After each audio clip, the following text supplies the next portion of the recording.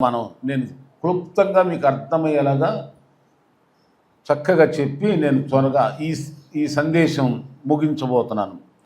చూడండి, మీరు శ్రద్ధగా వినాలి.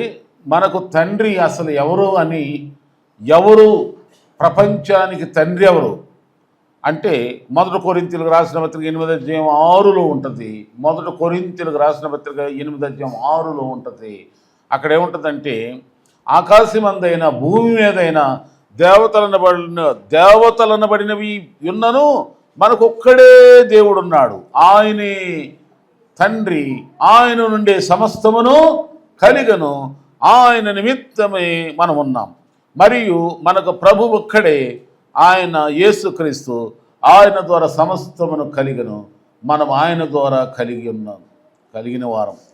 ఆయనే మనం పుట్టించాడు, ఆయన్ని కాపాడుతున్నాడు, ఆయన్ని పోషిస్తున్నాడు, ఆయన్ని దీవిస్తున్నాడు. దేవుడే మన తండ్రి. ఇంకో మాట, ఎఫెసీయులకు రాసిన పత్రిక 4:6 చూస్తే, ఎఫెసీయులకు రాసిన పత్రిక 4:6 చూస్తే, అందరికి తండ్రి అయిన దేవుడు ఒక్కడే, అందరికీ దేవుడు ఒక్కడే తండ్రి, ఆయనే తండ్రి, మన తండ్రి. ఆయన అందరికీ పైగా ఉన్నవాడే, అందరిలోనూ వ్యాపించి అందరిలోనూ ఉన్నాడు. ప్రపంచంలో ఉన్న మనుషుల వాళ్ళు ఏ మతమైన, ఏ కులమైన, ఏ ప్రాంతమైన, ఎలాంటి వాళ్ళలో ఈ దేవుడు ఉన్నాడు. ఎలా ఉన్నాడయ్యా అంటారా? నరుని ఆత్మ యెహోవా పెట్టిన దీపం అని సామెతలకు అందగలదు. అంటే మనుషులందరూ బతుకుతున్నారు, జీవం కలిగి ఊపిరి కలిగి ఉన్నారు అంటే ఆ ఊపిరి ప్రాణం ఎవరిది? ఆదామును మట్టి బొమ్మగా చేసి ఏం చేసిన, ఆయనలో జీవాత్మను ఓదగా జీవించు మనిషి. తర్వాత అవ్వను తీసుకున్న, అవ్వలో కూడా జీవం ఓదగా ఆమె కూడా.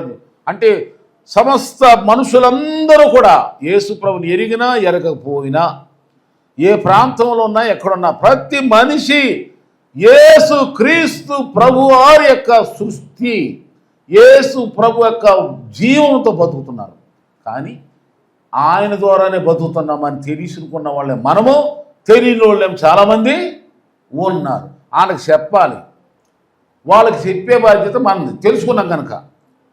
ఇప్పుడు ఒక తండ్రి 12 మందో 10 మందో పిల్లలను అంటాడు, తప్పిపోయారు, ఎక్కడెక్కడో పోయారు, పేదరికమో తెలుసో తెలియకో, ఎవరో బుద్ధి కలిగినోడు ఒకడో ఇద్దరు ఉంటారు మన తండ్రి మన మీద. అప్పుడు ఏం చేస్తారు చెప్పండి? ఈ మంచోళ్ళు ఏం చేస్తారంటే, చెదిరిపోయిన పిల్లలు ఏం చేస్తారు, దగ్గరికి, ఒరే మన డాడీ ఉన్నాడు రా, మన నాన్నగారు ఉన్నాడు రా, నువ్వు ఆ తప్పిపోయి పారిపోయావు కదా, నిన్నేమన్నాడు రా,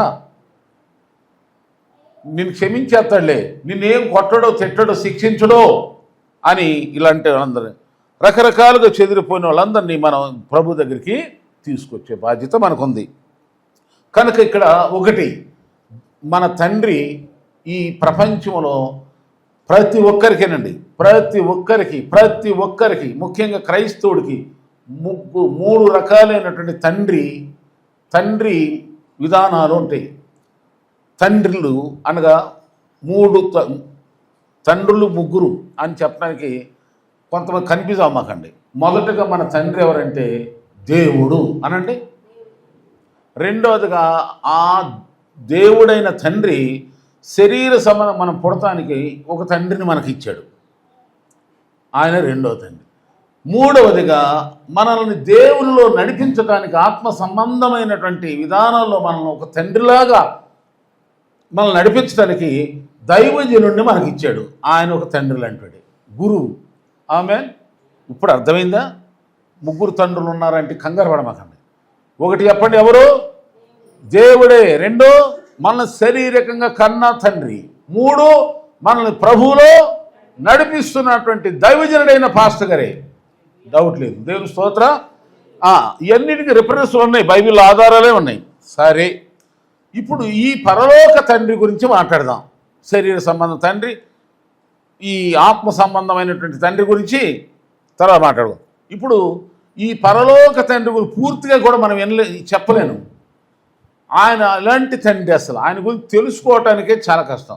ఒక మనిషి గురించి చెప్పటానికే ఎన్నో రాత్రులు పగలు రాత్రులు చెప్పిన తరగనటువంటి అనుభవం. మరి ఒక సృష్టికర్త అయిన తండ్రి గురించి చెప్పాలంటే, ఆయన గుణగణాలు వివరించాలంటే చాలా విషయాలు. అందుకని ఒక మాట చూడండి, యాకోబు రాసిన పత్రిక యాకోబు రాసిన పత్రిక 1:17 మనం చూస్తే, యాకోబు రాసిన పత్రిక 1:17 ఇక్కడ ఏముంటుందంటే, శ్రేష్టమైన ప్రతి ఈవియు సంపూర్ణమైన ప్రతి వరమును పర సంబంధమైనదై జ్యోతిర్మయుడగు తండ్రి యొద్ద నుండి వచ్చును. ఆయన యందు ఏ సంచలత్వమైనను గమనముల వలన కలుగు ఏ ఛాయనను లేదు. యాకోబు రాసిన పత్రిక 1:17 నేను చదివాను.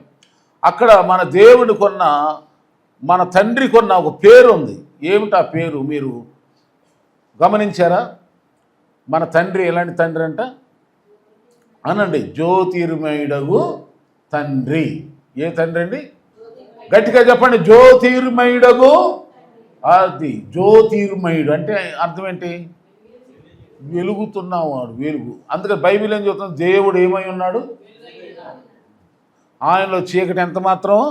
యోహాను సువార్త మొదట్లో ఉంటుంది, 1 ఈ వెలుగైనటువంటి దేవుడంట ఆయన బిడ్డలకంట, వినండి అమ్మా దయచేసి అందరండి అయ్యా, మనకు బహుమానాలు ఇచ్చేది ఆయనే.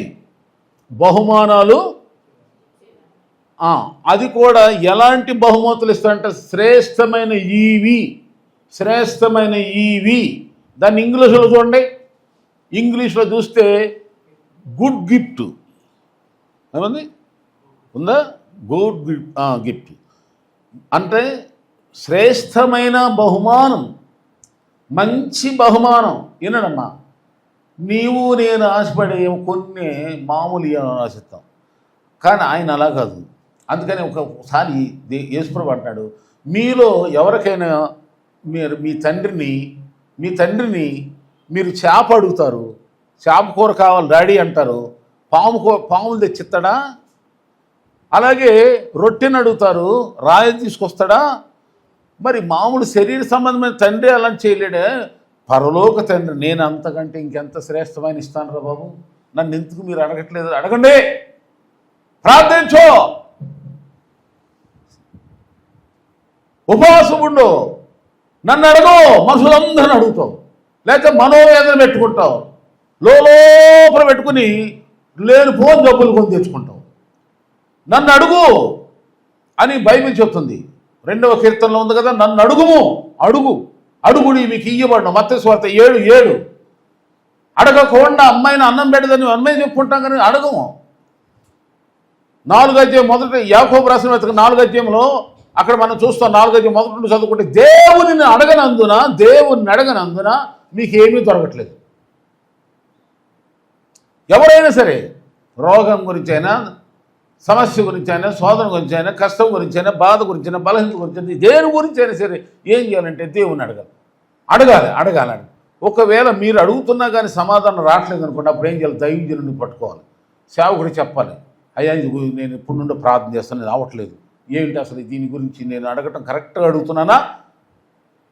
ఇది అడగటం దేవునికి ఇష్టమేనా? ఏంటంటే అప్పుడు ఈయన ఏం చెప్తాడు?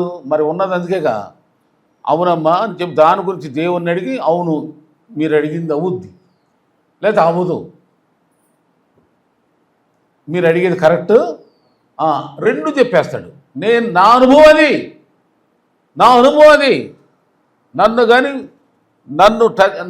నన్ను కన్సల్ట్ చేస్తే నేను ఖచ్చితంగా చెప్పేస్తాను, నువ్వు అడిగేది కరెక్ట్ కాదు, నువ్వు అడిగేది కరెక్టే, అడగవచ్చు, నేను కూడా ప్రార్థన అవుద్ది, ఫలానా టైంలో అయిపోద్దని కూడా చెప్తాను. ఆమేన్. ఉన్నది అందుకే దేవుని సేవకులు, అంతే తప్ప ఉద్యోగాలు, వ్యాపారాలు, ఆదాయాలు, అనేకమైన మార్గాలను వదిలేసేసుకుని దేవుని కోసం ఎందుకు ఉంటున్నాం అనుకుంటున్నారు? దేవుని స్తోత్రం. మీకు మంచి శ్రేష్టమైన సేవలు అందించడానికి. హల్లెలూయా.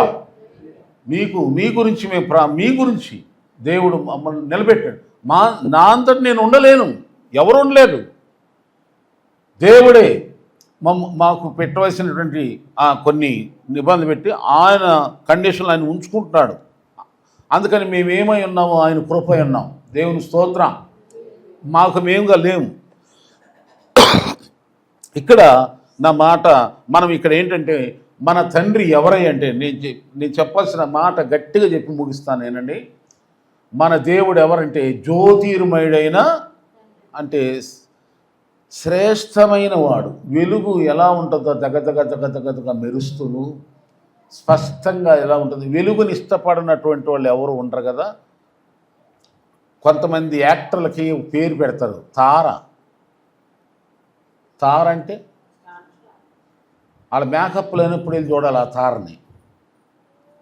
జడుచుకుంటారు, ఇప్పుడు చూడమాకండి. ఏదో ఆ స్క్రీన్ మీద కనబడుతున్నప్పుడు మాత్రం మేకప్ లేసి కనబడతారు. మేకప్ లేకుండా వెళ్ళి చూడండి, అసలు మీకు తెలియదు. మన మధ్యలో తిరుగుతూ ఉంటారు వాళ్ళు. కానీ వాళ్ళని తెలియదు మీకు చాలా చోట సిటీలో. అంటే ఒరిజినల్గా వాళ్ళు తారలు కాదు, నటనలో తారలుగా తప్ప జీవితంలో తారలు కాదు.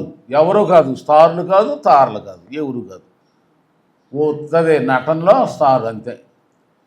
వాళ్ళకు ఉండే వాళ్ళు మనుషులే, మనలాంటి వాళ్ళే. ఏదో అందరూ ఏదో ఒక వ్యాపారం చేస్తూ ఉంటారు. ఏదో వాళ్ళకు వచ్చినటువంటి ఆ వృత్తి, ఆ యొక్క నటన వృత్తిని ఉపయోగించుకొని వాళ్ళు బాధలు పడుకున్నారు. ఎవరిని విమర్శించేది లేదు. కానీ ఇక్కడ మనం గమనించండి, దేవుడైతే వెలుగై ఉన్నాడు. ఆమె చెప్పండి, దేవుడు వెలుగు. అంటే మనకు ఇచ్చేది, దేవుడిచ్చే ఆశీర్వాదాలు ఎలా ఉంటాయి అంటే చాలా వెలుగు ఎలా ఉంటుందో అలా ఉంటాయి. ఆమె శ్రేష్టంగా ఉంటాయి. చాలా ఊహలకు అందని విధంగా ఉంటాయి. కొన్ని లైట్లు కళ్ళు దగ్గరికి వెళ్ళి చూడలేము. అంటే మన కళ్ళతో నమ్మలేని ఆశ్చర్యకరమైన బహుమానాలు దేవుడు మనకిస్తాడు. నీవు ఆ విధంగా నువ్వు ఆయన్ని ఆశ్రయించాలి.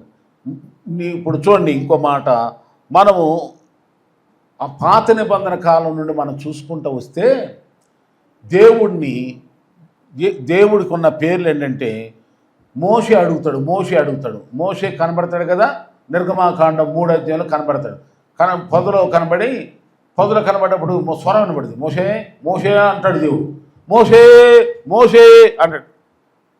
ఎవరు ప్రభువా, నువ్వెవరు అయ్యా, నీ పేరేంటి అంటాడు. అప్పుడు అంటాడు, కంగారు పడమ్మకయ్య, నేను నీ సంగతి తెలుసు, నేను దేవుడిని, నేను ఉన్నవాడను అనువాడను అంటాడు. అక్కడ ఇంకా వస్తున్న కొద్దిగా దేవుడు ఆయన పేరు చెప్తాడు. నేను దహించగ్నై ఉన్నాడు, నేను రోషం గల దేవుడిని ఉన్నాను, నేను నీతి సూర్యుని అని రకరకాలుగా దేవుని పేరు చెప్తున్నాను.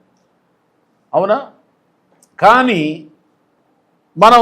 మనం అబ్రహాము దగ్గర కాడికి వచ్చేవరకు ఏమంటాడంటే తండ్రిలాగా ప్రవర్తిస్తాడు దేవుడు. తండ్రిలాగా అంటే దేవుడు మనుషులను తన కొడుకులుగా కూతుర్లుగా స్వీకరించేశాడు, కుమారులు కుమార్తెలుగా స్వీకరించాడు. ఉదాహరణకి మన దేశ ప్రధాని మనకు ప్రధాని అవుతాడు. అవునా? మన తండ్రి కాదు కదా, అన్నయ్య కాదు, చెప్పండి, బంధువా? మనకు మన పరిపాలిస్తున్నటువంటి ఒక నాయకుడు ఆయన, ప్రధానమంత్రి. కానీ మనం ఎంతవరకు ఆ ప్రధానమంత్రి అంటే ఆయన ఒక అధ్యక్షుడు, ఆయన ఒక ప్రభుత్వ పరిపాలకుడు, మనం ఒక ప్రజలము, అంతవరకే లిమిట్ ఉంటుంది. అలా కాకుండా పొరపాటున మీ అదృష్టమయం కలిసి వచ్చి, ఇదిగో నేను నిన్ను నా కొడుకుగా తీసుకుంటున్నాను, కుమార్ కమ్ హియర్ అని అన్నాడు అనుకోండి, అప్పుడు ఈయనకి ఏ లింక్ ఏర్పడింది? నువ్వు ఈయన దత్తత చేసుకుంటానంటాడు, లేకపోతే మిమ్మల్ని దత్తత చేసుకుంటా అంటాడు. నేను కొంతమంది దత్తత చేసుకుంటా, మిమ్మల్ని నేను కూతురుగా కొడుకుగా తీసుకుంటా, నాకు చాలా ఆస్తి ఉంది, చాలా సంబంధం, నేనేం చేసుకోను, రండి మిమ్మల్ని దత్తత చేసుకుంటానంటే అప్పుడు ఎలా ఉంటుంది వాళ్ళకి ఆయనకి మనకు రిలేషను? ఆయన ఆస్తి అంతటి మీద మనకేమొస్తుంది చెప్పండి? అబ్బా, ఆయన ఆస్తి అంతటి మీద మనకి అధికారం వచ్చేస్తుంది. ఆయన పక్కనే కూర్చుంటాం, ఆయనది తినేదే తింటాం, ఇంకా శ్రేష్టమైనవన్నీ మన కోసం ఆయన ఎంతెంత ఆస్తుందో అంతటి మేము మనకిచ్చి అంత మన పైన ఆయన చేయాల్సిన పనిని చేస్తారు. ఈ దేవుడు కూడా చేసిన పని అది. యేసయ్య కూడా పరలోక తండ్రి కూడా ఏం చేశాడంటే, మనందరం అంట దారి తప్పిపోయిన గొర్రెలాగా చెదిరిపోయాం. అంటే లోకం పుట్టినది మొదలుకొని ముందు కొంతకాలం దేవుడే, అయితే హవ్వను మోసం చేసిన ఆ సాతానుడే మనుషుల్ని మోసం చేసుకుంటూ నిజ దేవుణ్ణి, నిజ తండ్రి పిల్లల్ని కలిసి ఉండనివ్వకుండా, అనగా భూమి మీదకు ఉన్న మనుషుల్ని దేవునితో, అసలైన తండ్రితో కలిసి ఉండనివ్వకుండా, ఆయనతో సాగనివ్వకుండా, ఆయనతో జీవించనివ్వకుండా చెదరగొడుతుంది. తండ్రి పిల్లలకు సమాధానం లేకుండా దుష్టుడు చేస్తున్నప్పుడు ఆదికాండం 6వ అధ్యాయంలో మనం చూస్తే ఆ దేవుడు తట్టుకోలేక వ్యతిరేకంగా ప్రవర్తిస్తాం. ప్రజలు భయంకరమైనటువంటి విరోధంగా ప్రవర్తించే ఆయనకి తట్టుకోలేక ఏం చేశాడు చెప్పండి? ఒక పనిష్మెంట్ ఇచ్చాడు. నోవాహు దినాల్లో ఏం చేశాడు? జలప్రలయముతో మొత్తం అందరినీ. అయితే అప్పుడు ఒక వ్యక్తి దొరికాడు. ఆయన గురించి ఏమన్నదంటే, అతడు దేవునితో నడిచేవాడంట. దేవునితో.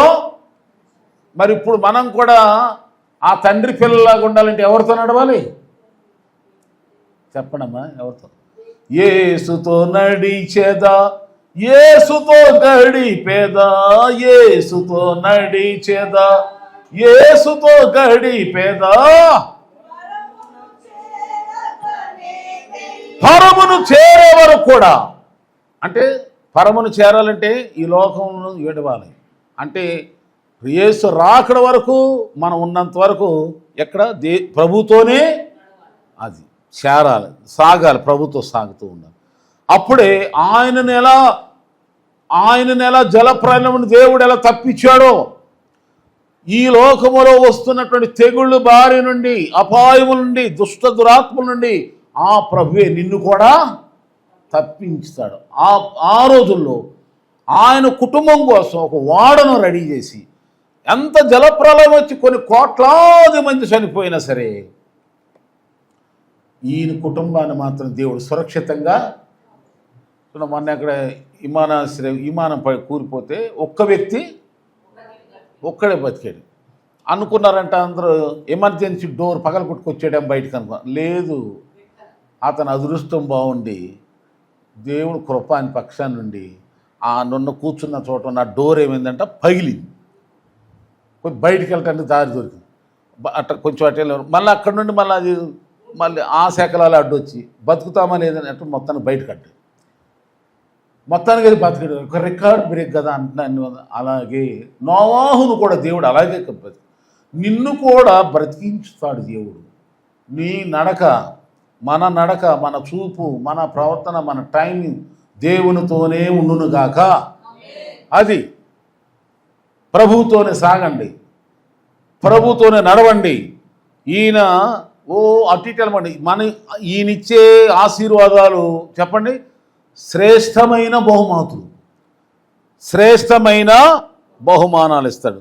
49 యెషయా గ్రంథంలో 4వ వచనం ఏముంటుందంటే, యెషయా గ్రంథం 49:4 అంటుంది, ఇశ్రాయేలు నీవు నా సేవకుడు, నీలో నన్ను మహిమపరచుకొదనని ఆయన నాతో చెప్పెను. ఆయనను నేను వ్యర్థంగా కష్టపడ్డాను, ఫలమేమీ లేకుండా బలమును వృధాగా ఏర్పరచుకున్నానని. నాకు న్యాయకర్త యెహోవాయే నా బహుమానం నా దేవుని అద్దే ఉంది. ఇశ్రాయేలు అంటే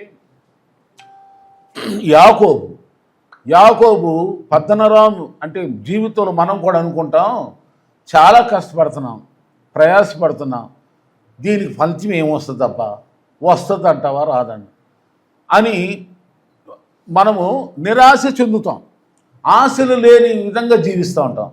అలాగే యాకోబు అనే ఆయన కూడా అలాగే బ్రతికాడు. అది రాస్తున్నాడు. ఆయన అంటాడు నా బహుమానము అంటాడు. చూడండి ఆయన ఏమంటాడు, నేను అనుకుంటేని నా కష్టం వలన, నా ప్రయాసం వలన అంత వ్యర్థమైపోయిందో, బతుకు అంత వ్యర్థమైపోయింది, టైం సంవత్సరాలు ఎంత వ్యర్థమై అయినా నాకు న్యాయకర్త యెహోవాయే, నాకు రావలసిన బహుమానం ఆయన దగ్గరే ఉంది.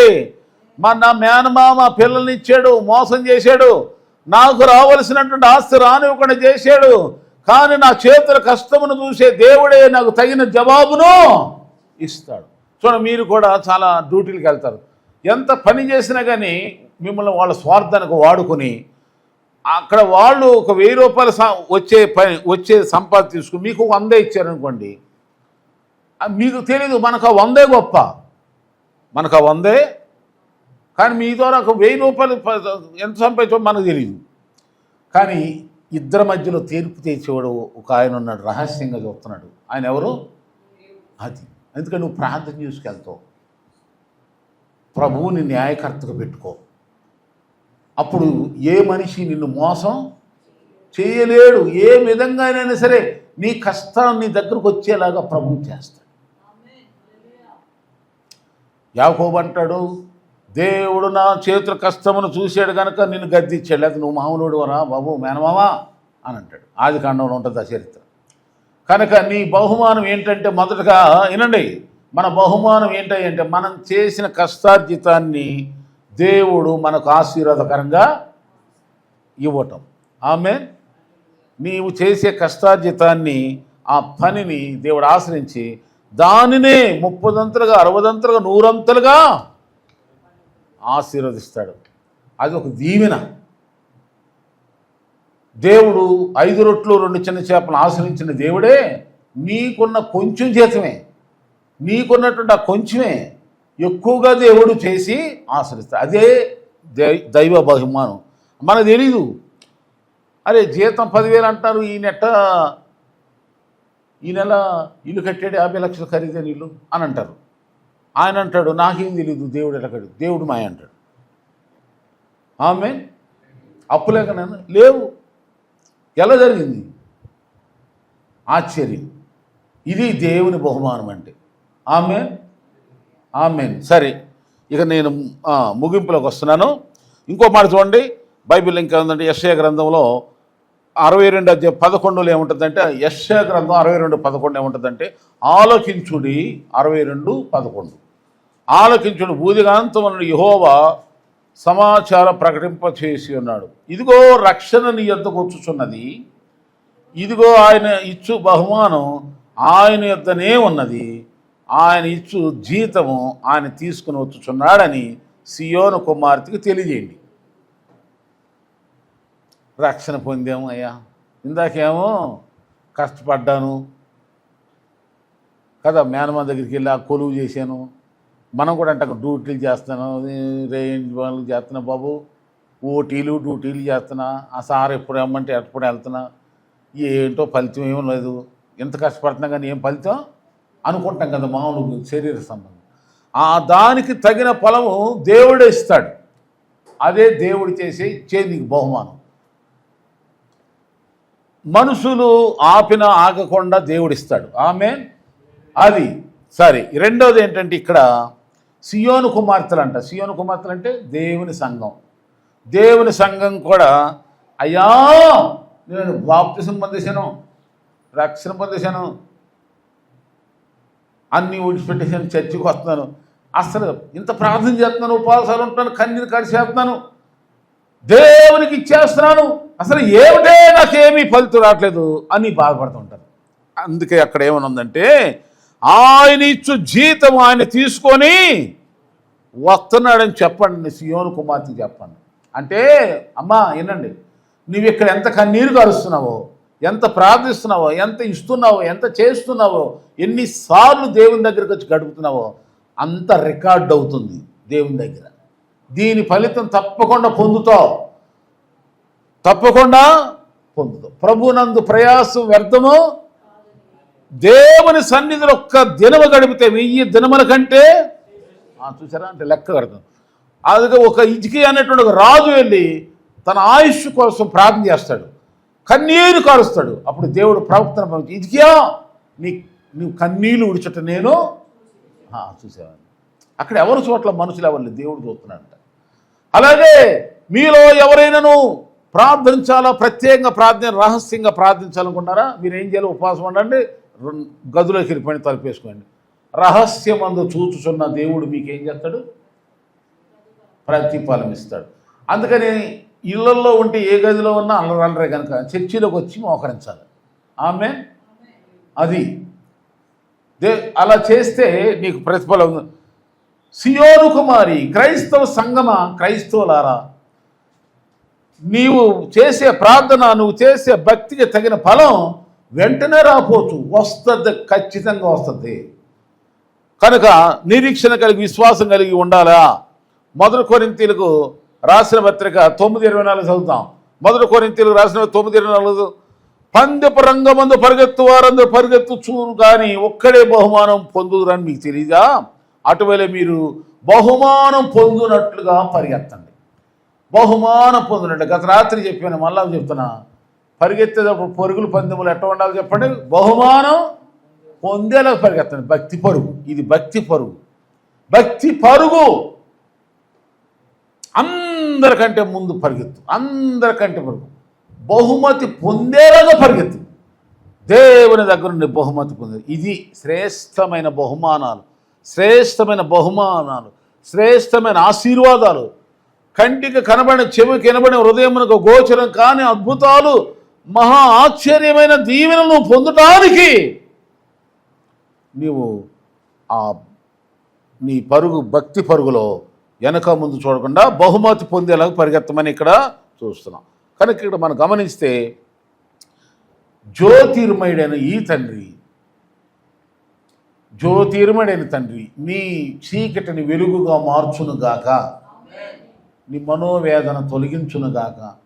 పైకి హైదరాబాదు, ప్రపంచమంతా రకరకాల లైట్లతో, జిగేలమైన లైట్తో బతుకుతున్నారు, కానీ హృదయంలో మాత్రం అంధకారం. మనుషుల జీవితాలు అంధకారం, అంధకారం. నేను జ్యోతిర్మయుడైన దేవుని ఏడుకో అంటే ఈయన మనల్ని వెలుగు సంబంధాలుగా చేశాడు. మనము నిజమైన ఈ వెలుగులోనే ఉంచుతాడు, కానీ లోన కూడా వెలుగుమయంగా చేస్తాడు. ఆమె చెప్పండి, మన అంతరంగంలో కూడా వెలుగు. కోపాలు, ఆయేసాలు, వ్యసన పడటం, ఇవన్నీ సైతాను స్వభావాలు. స్తోత్రం చెప్పుకోండి ఒకసారి, స్తోత్రం, స్తోత్రం అనుకోండి, మనసు నిండా అనుకోండి. ధ్యానం చెప్పుకోండి, ధ్యానం చేయండి. మీకు ఏ బాధ అన్నా, ఏది గుర్తొచ్చిన స్తోత్రం అనుకోండి, స్తోత్రం అనుకోండి. ఒకవేళ ఏదైనా గుర్తొస్తుందో స్తోత్రం, స్తోత్రం. ఎవరి మీద కోపం వస్తుందా, ఏదైనా అవసరం గుర్తొస్తుందా, ఏదైనా తీరని అవసరం ఉందా, ఏమైతే ఎవరి మీద, మనుషుల మీద నొప్పి ఉందా, స్తోత్రం, స్తోత్రం. యేసయ్యా నీకు స్తుతి, నా ప్రార్థన అంగీకరించే, నాలో మీరుంటే నాకేం కొదువా, జ్యోతిర్మయుడా, వెలుగు అయిన దేవా, నాలో నీ వెలుగుంచయ్యా, నా జీవితాన్ని వెలుగుగా మార్చు ప్రభు, వెలుగుమయం చేయి. నీకే మహిమ చెల్లిస్తూ యేసు నామములో అడుగుచున్నాను. ఆమేన్. దేవుడి సందేశం ద్వారా మీ అందరిని దీవించును గాక. Praise lord.